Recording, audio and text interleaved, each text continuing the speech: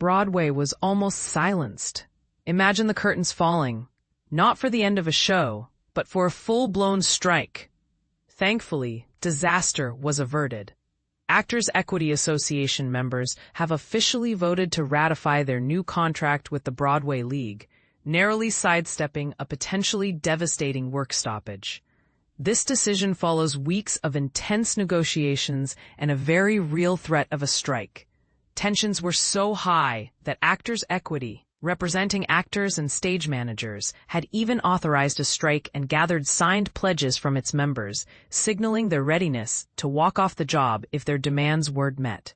A mediator was eventually brought in, and after a marathon, all-night bargaining session on October 18th, a tentative agreement was finally reached. But here's where it gets controversial. Why was a strike even on the table? Well, key issues in the negotiations revolved around fair wages, safe staffing levels, humane scheduling practices, sustainable working conditions, and, crucially, the long-term stability of the Equity League Health Fund.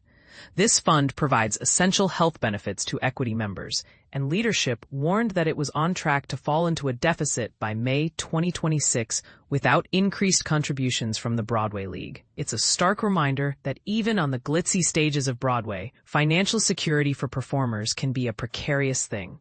Adding to the drama, the Musicians Union, Local 802 AFM, also reached a tentative agreement with the League on October 23rd. After issuing their own strike threat.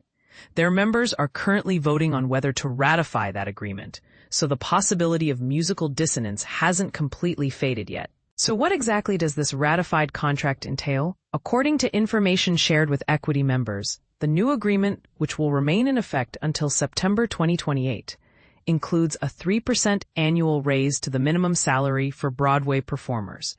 And this is the part most people miss. The really significant win was the increased contributions to the health fund. The Broadway League, representing general managers and producers, will increase its contribution rate, currently at $150, by $25 each year for the next 3 years. This financial boost is intended to keep the health fund afloat, ensuring that actors and stage managers can continue to access necessary medical care. This was the major sticking point, and averting a benefit cut was seen as a huge win for the union. Vincent Jr., Executive Director of Actors Equity Association, emphasized the importance of the agreement, stating this was a lengthy negotiation and a thorough one that resulted in progress across all of Equity's priority areas: safe staffing, humane scheduling, sustainable working conditions, and stabilizing the Equity League Health Fund. We are proud of the deal we achieved together, and we know it will make the lives of actors and stage managers better over the next 3 years. With the new production contract ratified, Equity and the League can now continue working together to bring audiences the best Broadway season yet. Jason Lax, president of the Broadway League, echoed this sentiment, saying, "We welcome today's contract ratification by the members of Actors Equity. We've worked in good faith throughout this process and are proud to have reached an agreement that both sides can stand behind."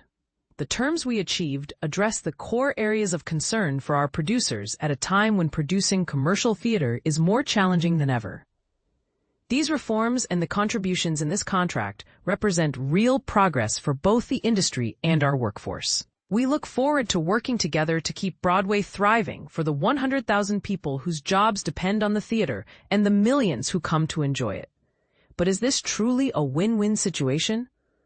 While both sides are presenting a united front, some might argue that the annual 3% raise isn't enough to keep pace with the rising cost of living in New York City. Others might question whether the increased contributions to the health fund are sufficient to guarantee its long-term solvency.